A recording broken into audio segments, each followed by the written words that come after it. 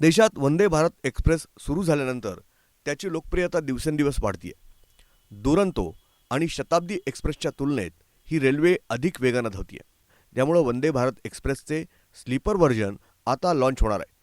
Semi high speed समजली जाणारी Vande Bharat train देशात विविध मार्गांवर धावतीये. महाराष्ट्रात मुंबई गांधीनगर ही पहिली वंदे भारत एक्सप्रेस सुरू झाली होती. वेगवान प्रवास आणि आरामदायी सुविधांमुळे रेल्वे प्रवाशांच्या पसंतीलाही उतरली आहे. परंतु या रेल्वेवर दगडफेकीचे प्रकार वाढत आहेत.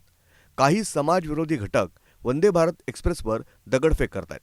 दगडफेक करून उपद्रवी फरार होऊन जातात. आता चेन्नई तिरुनेलवेली वंदे भारत एक्सप्रेसवर काही लोकांनी दगडफेक केली. चेन्नई एग्मोर स्टेशनवरून ही ट्रेन रविवारी रात्री 10 वाजता निघाली.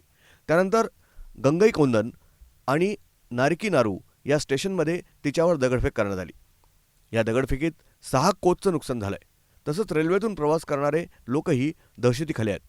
ब्युरो रिपोर्ट, न्यूज डेस्क, महानगराची लाईफलाईन, मेट्रो न्यूज, चेन्नई.